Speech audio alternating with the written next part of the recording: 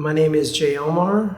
I design and develop real estate, and I call myself a storyteller because this is the central focus of what life is all about. In order to give you an overview of the concept behind ODIN, I have to take you to the beginning. In the beginning is not necessarily the beginning of the design of the house or the design concept of the house, but the beginning of where the story starts. And that's a little on the abstract. Homo sapiens, which constitutes the entire population of the planet, has one very unique distinction from the other hominids that have, are our predecessors. And that's we create myths and we tell stories. Refocusing myself in design, I looked inward and asked myself, what story am I trying to tell? And where is meaning? And everybody that does things in life has to find meaning in what they do in order to excel at it. And so that each one of these houses would be inspired and have an origin that then flowers to form and represents all the materials that you see around us. I wanted to bring in Scandinavian design into my signature contemporary farmhouse palette. After doing a bit of a deep dive into Scandinavian culture and history, I came up with the god Odin. Odin was an interesting character. At first blush, he's a bit of a war hero. He welcomes the warriors to Valhalla. He rules over that realm. But after a little bit of research, he reveals another side of his personality, which is a little bit more sensitive, a little bit more intuitive, being interested in poetry, being interested in literature. And so there was an incredible juxtaposition there and a balance. And that understanding applied itself to all the areas at ODIN.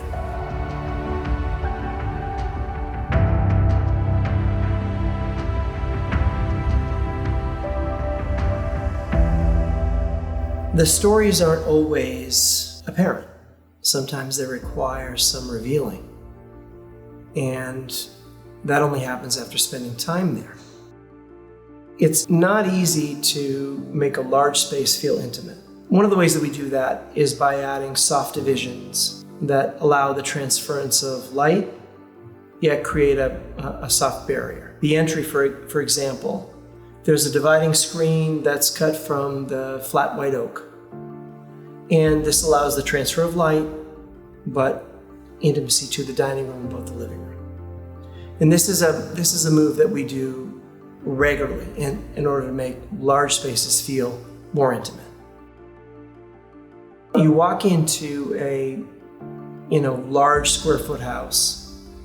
You have large open areas, open floor plans, sweeping planes of white drywall. In this case, in the case of Odin, each and every room is meant to embrace its occupants and make them feel warm and be inviting. It was once said that God is in the details. This is something that I live and experience on a day-to-day basis. And if you pay attention to the smallest of details, the details that your end user will interact with, they'll touch, they'll feel, they'll see, they'll smell. If you control those details, the larger macro picture will fall into place. Powder rooms for me they're loosely differentiated from a painting on the wall. It's an art form. You're able to step away from convention there, as this is a space that will be occupied by your guests and people traversing the house periodically, but it's something that you have a little bit more creative latitude. In this case, I scoured historical information to try to find a poetic passage from the Vikings that resonated with the house. That passage is cut into the surface of the sink and creates the drain opportunity. The rest of the space, the 200-year-old beams stretched across the ceiling, the hand-applied plaster on the walls, is a exploration in simplicity, meaning the sink is the focal point. There's no mirror in my powder room, which has drawn ire from my critics. But I feel as if when you enter that powder room, you look at the sink, you look at the walls, you look at the beams, if the focus is still on yourself, then I've missed the mark. Every time I step into a project, I'm looking for a way to innovate. And that's what keeps me motivated and keeps me moving forward. I'm human, just like, you have to have things that you can attach yourself to that, stir the passion every time you approach a blank slate on a new project. Kitchens are critical to the success of a home. They're where most of the occupants or visitors are going to spend their time. So the understanding that they need to be warm, inviting, user-friendly, this is absolutely critical. In the case of ODIN, we collaborated with Molteni, one of the finest kitchen makers in Italy. The rich use of woods, of toned and textured woods, works very well with my aesthetic. The focal point of the kitchen is the 5-foot glass and bronze upper cabinets that are lit from the inside. This is your visual focus. Extending out to the working surface, which is the first island. This is where the cooking is done. The cooking, of course, is facing the entire environment as opposed to facing a wall and disassociated with the people that are going to be eating the food. It's important that that social connection is made. The front island is more of the, I like to call it the party island, where people sit, enjoy the fruits of the chef, and are able to engage. The materiality within the kitchen is both beautiful and durable, which is supportive of the overarching theme within ODIN, beauty and purpose. ODIN is approximately 18,000 square feet. It's a big house by any standards. Each space within the larger space, as I mentioned before, is soft divided into a more intimate space. And the dining room is a perfect example of that. Separated from the formal entry by a floor-to-ceiling wood screen, and at the rear, a wine cellar. So your viewpoint is 12 feet of flat-cut oak, and to the back, a wine display. So there's an incredible amount of intimacy there. Outside of the dining room is a water feature. In these rooms, I add water on the exterior portion of these areas specifically so that you can experience the refraction of light and water across the ceiling and walls of the room, which I've always found to be very calming and has captivated me since I started in design. ODIN has a particularly beautiful staircase. The metal details of the posts are cut or mortised into each tread as you rise up to the second floor. Again, touching back on soft division, the fact that it's a monopoint staircase, meaning a steel stretcher going from one area to the next and not a solid presentation, allows the transfer of light and supports the idea of floating.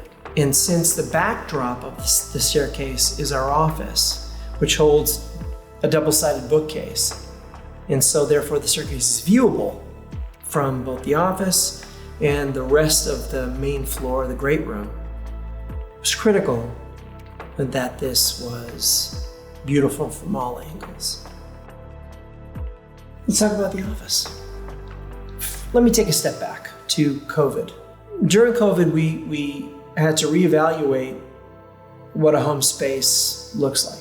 And with the understanding that everybody would be spending more time at home, and things that they would normally do, go to the office, go to the gym, and now are going to take place in the home. In crafting the home office spaces, particularly the one here at ODIN, it was critical to provide a space that's both intimate, but also interconnected. That enables you to do everything you need to do at the office that you used to drive to, bringing that all home. And that you also are able to be insulated, but also still connected to the greater environment. And that's evidenced by the double-sided bookcase that borders the south wall. As you traverse the study, the gym, and the spa, you'll notice that the beams travel in a linear fashion. These are light spaces. These are spaces with life. The use of materials is delicate and filled with warmth. I was in a luxury resort and they had a fantastic spa and they had a fantastic gym and they had amenities, and obviously the goal of those places is to keep you there and captivate you. My takeaway from that was, well, why don't we have that in our luxury homes? Why should we need to travel 17 hours in order to have that? We should have that in 17 steps.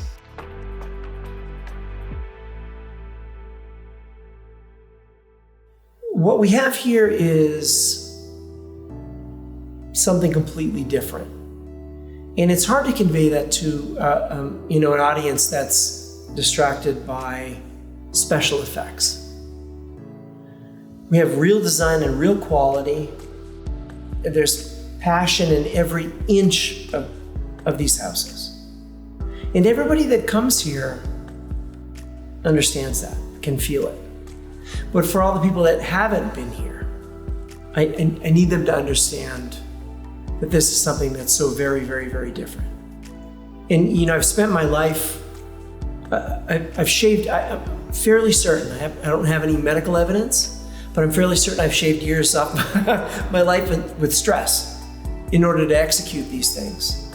With a group of people that are, generally speaking, by nature, they are diametrically opposed to my goals.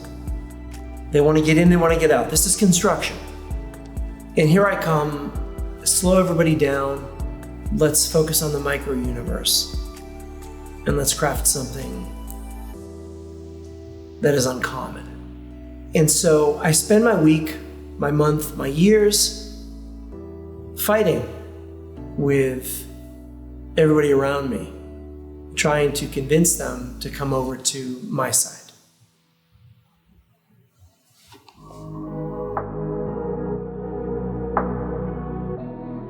The primary suite at ODIN is a juxtaposition between volume and scale and intimacy. Upon entering, you have a vaulted ceiling clad in aromatic cedar. This is touching on the central theme of ODIN, materiality. Beyond that space, you have a sitting area, 2 bathrooms, 2 closets. Sitting area has a lower ceiling. Why does it have a lower ceiling? That's an area that you're going to talk, watch television.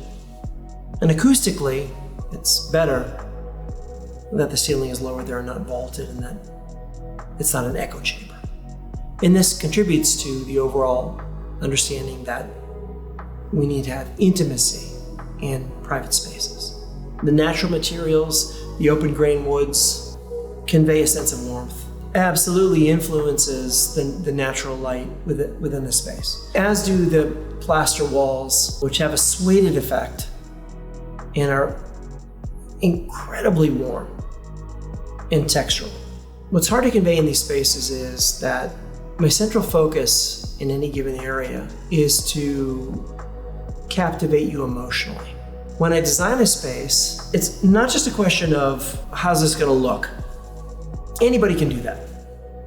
There's no magic there. How is this gonna make you feel is what I'm interested in. The glorious playground of human emotion. How are you gonna respond to the space? Does it trigger something within you? Does it recall a memory? How does it make you feel? This to me is the pinnacle of design.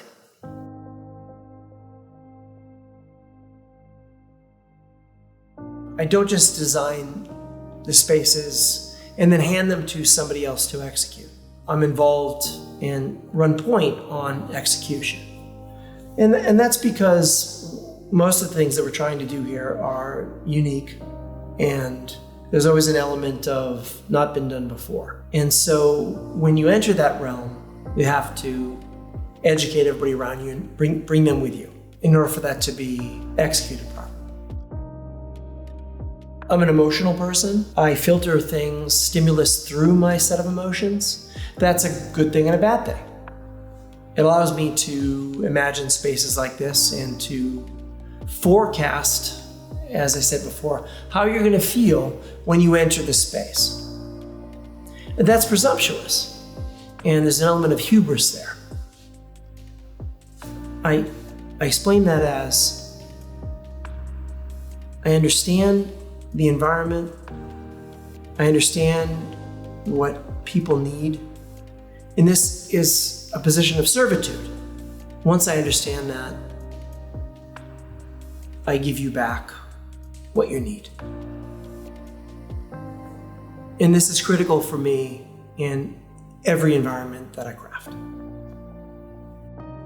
Theater spaces are an interesting proposition, and I think that ODIN might have my favorite. The 700-pound live edge white oak slab, which looks at first glance to be immovable, that you're able to slide in order to reveal the space inside. The scale of the ODIN theater is much larger and taller than you'd find in a typical home theater. And if you go to the movies, which it seems like we're doing less and less, when you go to the movies, it's a voluminous space with tall ceilings, and it's broad. It's meant to pack as many people in there as possible, obviously. But the scale of it brings a sense of the grandiose. And that's something that, obviously is captured in the motion picture industry.